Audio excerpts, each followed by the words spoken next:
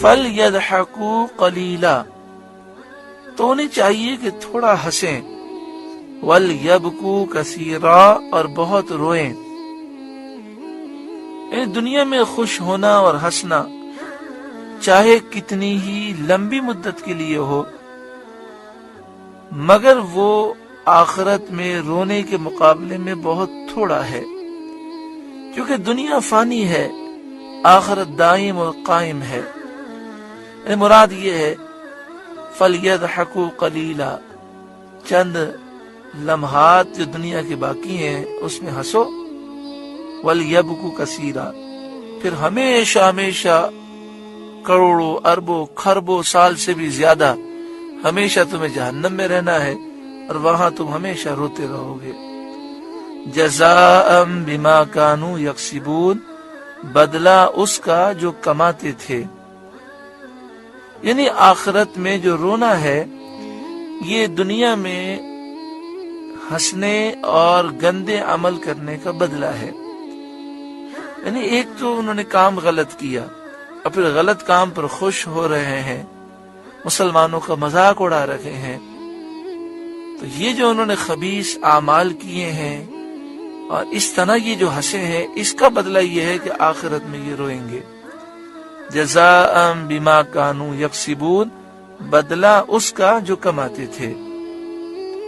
حدیث شریف میں سید عالم صلی اللہ علیہ وآلہ وسلم نے فرمایا، اگر تم جانتے وہ جو میں جانتا ہوں تو تھوڑا ہنستے اور بہت روتے۔ یعنی مراد یہ ہے کہ اگر انسان جان لے کہ نزا کی تکلیفیں کتنی سخت ہیں،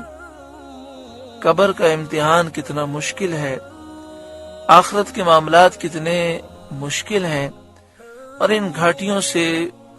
وہی پار ہونے والا ہے جو اللہ کے خوف سے بہت رونے والا ہے، اگر اس کی حقیقت انسان جان لے تو خوب تنہائی میں بیٹھ کر آنسو بہائے اور اللہ تعالیٰ سے مغفرت کا سوال کرے۔ جب دل میں موت کی یاد ہو،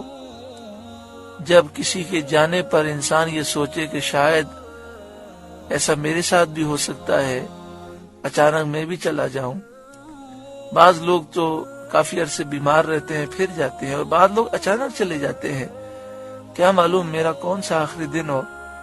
جس کے دل میں یہ بات بیٹھ جائے پھر اس کی ہنسی اڑ جاتی ہے، یعنی وہ ہنس نہیں سکتا، ہر وقت اسے فکر ہوتی ہے کہ میرا کیا ہوگا، میں نے قبر و آخرت کے لیے کیا تیاری کی ہے۔ فَإِن رَجَعَكَ اللَّهُ إِلَى طَائِفَةٍ مِّنْهُمْ، پھر اے محبوب اگر اللہ آپ کو ان میں سے کسی گروہ کی طرف واپس لے جائے، انہیں محبوب جب آپ غزوہ تبوک کے بعد مدینہ شریف واپس جائیں گے تو جو پیچھے رہ جانے والے ہیں ان کے پاس جب آپ پہنچیں گے فَاسْتَأْذَنُوكَ لِلْخُرُوجِ، اور وہ آپ سے جہاد کو نکلنے کی اجازت مانگیں،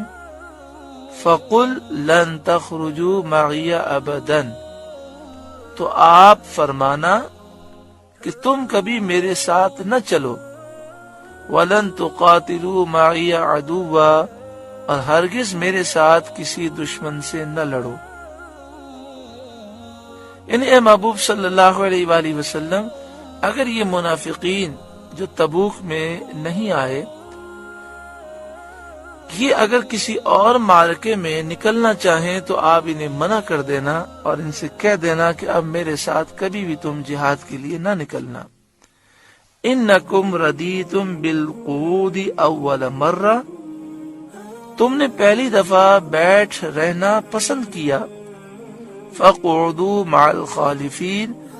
تو بیٹھے رہو پیچھے رہ جانے والوں کے ساتھ، یعنی عورتوں، بچوں، بیماروں اور معذوروں، اپاہجوں کے ساتھ بیٹھے رہو۔ اس سے ثابت ہوا کہ جس شخص سے مکر و فریب و دھوکہ ظاہر ہو جائے، اس سے علیحدگی اور تعلقات منقطع کر دینا چاہیے۔ ہم کہیں کہ جی وہ اسلام کا دعویٰ کرتا ہے اس وجہ سے ہم اس کے ساتھ بیٹھیں اور اس سے موافقت کریں، یہ جائز نہیں ہے۔ جب یہ ظاہر ہو گیا کہ اسلام کا دعویٰ کرنے کے باوجود اسلام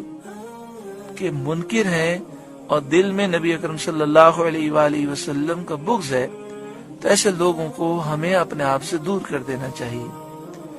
اسی لیے اللہ تعالیٰ نے اپنے نبی کریم صلی اللہ علیہ وآلہ وسلم کے ساتھ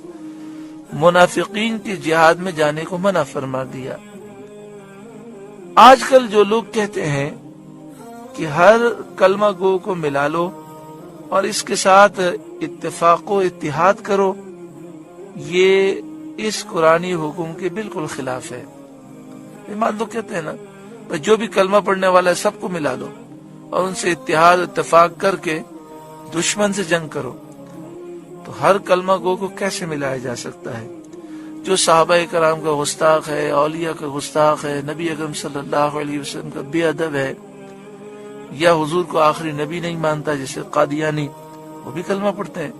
تو سب کو کیسے ملایا جائے؟ یہ تو دشمن کے پٹھو ہیں، اگر انہیں ہم نے اپنے ساتھ ملا لیا تو یہ موقع پر ہمیں نقصان پہنچائیں گے۔